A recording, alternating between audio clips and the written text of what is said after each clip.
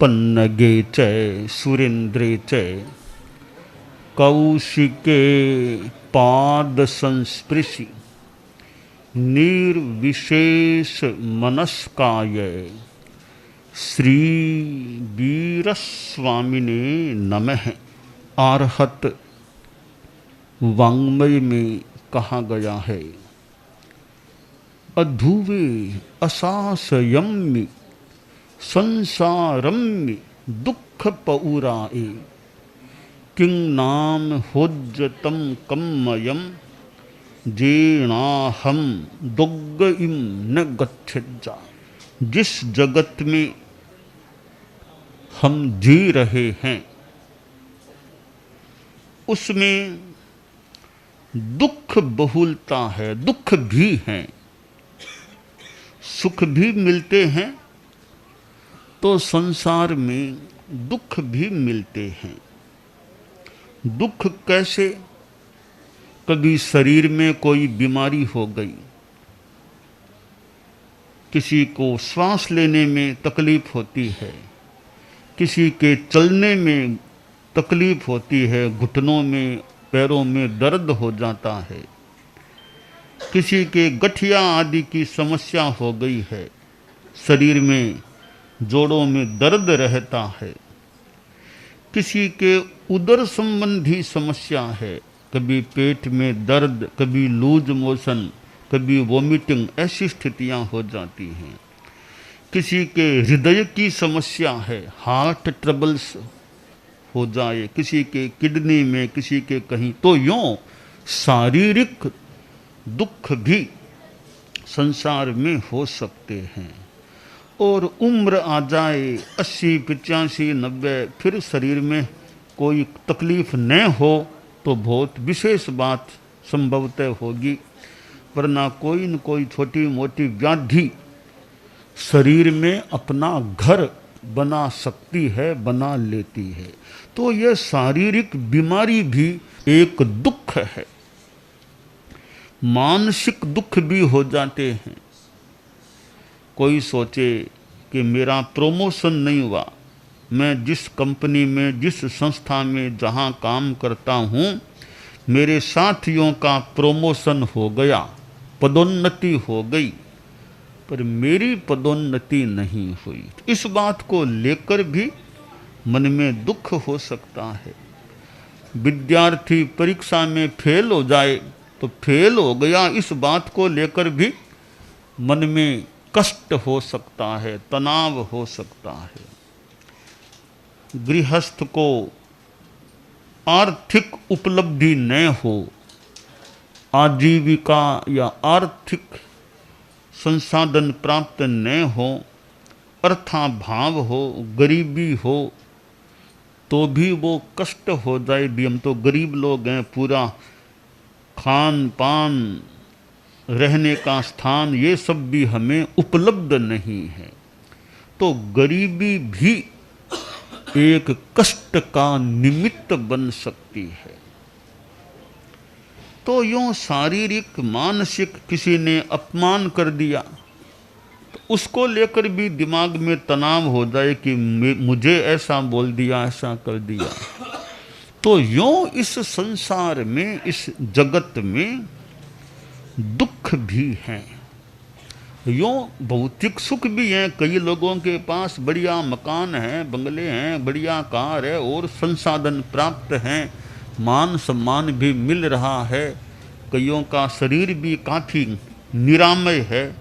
तो यूं सुख और अनुकूलताएं भी मिलती हैं और दुख भी हैं दुनिया में। तो प्रश्न है, दुखों से छुटकारा कैसे मिले और आगे दुर्गति में न जाना पड़े?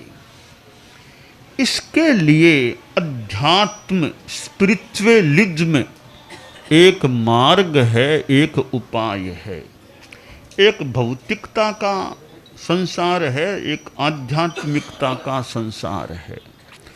हम अध्यात्म और फिर ये अहिंसा, सत्य, अचौर्य, ब्रह्मचर्य, अपरिग्रह, क्षमा, निरहंकारता, सरलता, संतोष, ऐसे धर्मों को जीवन में अपनाएं और संबर निर्जरा की साधना अच्छी करें तो शास्त्र में कहा गया जे निर्जिन्ने से सुहे, कर्मों की निर्जरा होने से जो आत्मशुद्धि होती है वह सुख है। तो सुख दो प्रकार का हो जाता है, एक भौतिकता से मिलने वाला सुख, दूसरा कर्मों की निर्जरा होने से मिलने वाला सुख। भौतिकता का सुख है वो बाह्य सुख है और वह तो दुख में भी कहीं कोई कारण बन जाए तो बन जाए। हमें भीतर के सुख की ओर ज़्यादा ध्यान देना चाहिए। ये बाहर के भौतिकता के संसाधन हैं, आज हैं कल न रहें तो हमारा सुख भी क्या चला जाएगा। तो सुख जाए नहीं, पक्का रहे, यानी परमानेंट हैप्पीनेस या परमानेंट ब्लिस, स्थायी सुख, वो हमें आध्यात्मिकता से प्राप्त हो सकता है। बच्चे विद्यालय में पढ़ते हैं, अनेक विषय उनको पढ़ाए जा सकते होंगे, जाते होंगे। ज्ञान अपने आप में एक जीवन की उपलब्धि है, परंतु ज्ञान के साथ अच्छे संस्कारों की शिक्षा, अच्छे संस्कार भी बच्चों को परोसे जाएं। जैसे भोजन के लिए खाने की चीज़ें परोसी जाती हैं, मिठाइयाँ है, पूरी है और आदि, तो इसी तरह अच्छे संस्कार भी उनको परोसे जाएं, दिए जाएं। तो विद्या संस्थानों में, शिक्षा संस्थानों में जो शिक्षा है वह संस्कार युक्त शिक्षा, अच्छे संस्कार। अच्छे संस्कार कौन से कि अहिंसा का संस्कार, ईमानदारी का संस्कार, यह विनम्रता, पोलाइटनेस का संस्कार, फियरलेसनेस, निर्भीकता का भी संस्कार, कि डरना भी नहीं पर उद्दंडता भी नहीं करना। पोलाइटनेस, फियरनेस विथ पोलाइटनेस, निर्भीकता हो वो विनम्रता के साथ हो, विनम्रता विहीन निर्भीकता नहीं। तो अभय है, न खुद डरे न दूसरों को डराए, और ये विनम्रता, निरहंकारता का भाव, मैत्री का भाव, friendliness with all human beings, सभी मनुष्यों के साथ, इवन सभी प्राणियों के साथ मैत्री का भाव हो। तो विद्यार्थियों में ये अहिंसा, मैत्री, ईमानदारी और नशा मुक्ति की, शराब, सिगरेट, बीड़ी, खैनी, गुटखा आदि और ड्रग्स, ऐसी नशीली चीज़ों के सेवन से जो अहितकर हैं, बचने का प्रयास हो। तो ये संस्कार, संयम का संस्कार, विनय का संस्कार, अभय का संस्कार, अहिंसा का संस्कार, ईमानदारी का संस्कार, ये संस्कार विद्यार्थियों में आए, देने का प्रयास हो। अनुव्रत आंदोलन में ये चीज़ें, यानी नैतिकता की बात है, नशा मुक्ति की बात है, अहिंसा की बात है, ये बातें अनुव्रत में हमें प्राप्त होती है। परम पूजनीय आचार्य श्री तुलसी जैन आचार्य थे, तेरा पंथ आचार्य थे, श्वेतांबर परंपरा के आचार्य थे। वे अनुव्रत आंदोलन के भी अनुशासता थे, प्रणेता थे, प्रवर्तक। तो उन्होंने यह अनुव्रत की बात बताई। 11 नियम वैसे मूल कॉमन एक आचार संहिता के, फिर वर्गीय अनुव्रत विद्यार्थी के लिए, शिक्षक के लिए, व्यापारी के लिए, ऐसे अलग अलग भी वर्गीय अनुव्रत भी हैं। अनुव्रत, अणु यानी छोटा, व्रत यानी नियम। छोटे छोटे संकल्पों से, अच्छे अच्छे छोटे छोटे संकल्प जीवन में आ जाएं तो जीवन अच्छा बन सकता है। अनुव्रत का ये 75वां वर्ष जो वैसे कल संपन्नता को प्राप्त होने वाला संभावित है, और ये अनुव्रत अमृत महोत्सव वर्ष है, 75वां वर्ष। तो ये अणुव्रत में जो नियम हैं वे स्वीकार किए जाएं किसी रूप में। अहिंसा, नैतिकता, नशा मुक्ति, सद्भावना, ऐसे संकल्प स्वीकृत हों तो आदमी का जीवन अच्छा रह सकता है। आज दुनिया में ऐसे विकास भी हो रहा है। कितने आज शिक्षा संस्थान हैं, जगह जगह स्कूल, कहीं कॉलेज, कहीं कहीं यूनिवर्सिटी, कहीं मान्य विश्वविद्यालय, कहीं बड़े विश्वविद्यालय मिलते हैं। यानी ज्ञान के लिए कितना प्रयत्न हो रहा है। कितने विद्यार्थी भारत से बाहर जाते हैं और कितने विद्यार्थी बाहर से भारत में आते भी हो सकते हैं पढ़ने के लिए। यानी शिक्षा के प्रति यह रुझान है। और कहीं कहीं आज भी गांवों में और में शिक्षा के प्रति रुझान की कमी भी हो सकती है, परंतु प्रयत्न कितना है। गांवों में जाओ, जगह जगह विद्यालय मिलते हैं। यह एक प्रकार से शिक्षा के प्रति समर्पण कह दें, शिक्षा के प्रति रुझान है कि शिक्षा का विकास हो, अनपढ़ता, अज्ञानता न रहे, निरक्षरता न रहे। तो यह एक ज्ञान विद्या के विकास का प्रयास है। तो इसके साथ विद्या तो अच्छी बात है, पर विद्या विनयेन शोभती, विद्या विनय से शोभित होती है। तो विद्यावान विनयवान भी बने और विवेकवान भी बने। विद्या विनय विवेक त्रिवेणी, ये त्रिवेणी है, विद्या विनय विवेक। परम पूज्य आचार्य श्री महाप्रज्ञ जी, जो अणुव्रत के यूँ द्वितीय अनुशास्ता थे, उन्होंने यह प्रेक्षा ध्यान जीवन विज्ञान ये बातें वे बताते। तो ये जीवन विज्ञान प्रेक्षा ध्यान जो अध्यात्म से और अच्छे संस्कार की बात से मानो जुड़ी हुई चीज़ है, तो इसका जितना उपयोग हो सके वो किया जा सकता है, किया जाना चाहिए। जहाँ जैसी उचितता हो वैसे किया जा सकता है। और अणुव्रत विश्व भारती के पास तो यह गतिविधि है जीवन विज्ञान की, उसके अंतर्गत है वर्तमान में।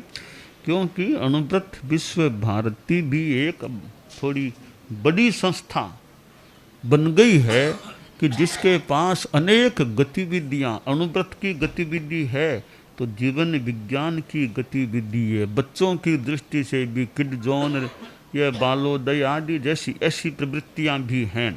तो एक व्यापक एक संस्था है, और व्यापक इसलिए भी है, इसका कार्य क्षेत्र केवल जैन समाज नहीं, केवल हिंदुस्तान भारत नहीं, भारत के बाहर भी अणुव्रत का कार्य। और कभी ये बड़ी बड़ी अंतर्राष्ट्रीय कॉन्फ्रेंस होती है, कभी कुछ, ये इसका मतलब इसका कार्य क्षेत्र व्यापक है, भारत और भारत के बाहर भी है।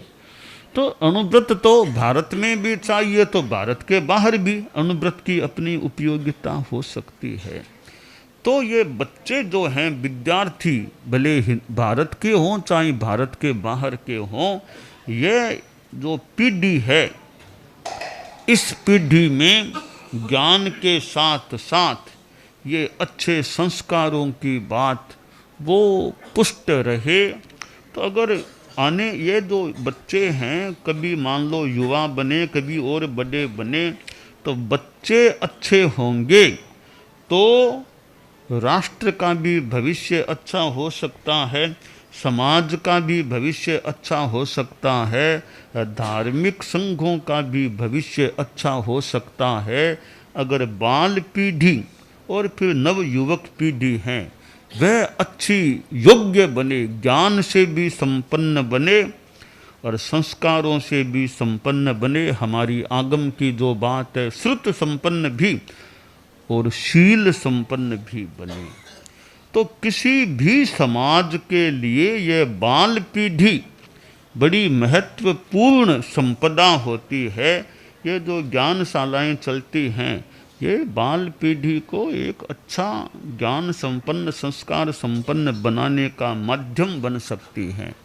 तो बाल पीढ़ी पर अच्छा ध्यान रहे, जागरूकता रहे बड़ों की, कि बच्चों का कैसे अच्छा विकास हो सके, कि बड़े हो गए मान लो उनमें तो परिवर्तन आ सके तो बढ़िया है, इतना न भी आ सके, कम से कम नई पीढ़ी को तो अच्छा बनाने का प्रयास। जो मजबूत हो गए, परिपक्व, अब ज़्यादा का परिवर्तन नहीं हो सकता, कोई बात है, जैसा कम से कम नई पीढ़ी है उसको तो अच्छा रखें, वो नशा मुक्त रहे, आवेश ज़्यादा न आए, बेईमानी में न जाए, सरलता, ईमानदारी, ये संस्कार ठीक है 100% न भी हो, जितने % विकास की दिशा में आगे बढ़ सकें, अच्छे संस्कार दे सकें, ले सकें, वह प्रयास यथोचित रूप में होना चाहिए। तो बच्चों में भी यह निष्ठा या भाव हो कि बेईमानी नहीं करना, जहाँ तक हो सके झूठ नहीं बोलना, दूसरे की चीज़ चोरी के रूप में नहीं लेना, चोरी करना, झूठ कपट करना, अनावश्यक या मार पीट, झगड़ा लड़ाई करना, इन चीज़ों से बच्चों को बच करके रहना चाहिए। भी मैत्री पूर्ण व्यवहार करें, किसी को तकलीफ क्यों दें, किसी के साथ फालतू मार पीट कुछ नहीं, सबके साथ मैत्री भाव रखें। तो इंसान इंसान के प्रति मैत्री रखे, भी हम सब इंसान हैं, और इंसान से भी आगे प्राणी, कि प्राणियों के प्रति, पशु पक्षी हैं उनके प्रति भी हमारा एक मैत्री का भाव रहे, अहिंसा का भाव जितना रखा जा सके।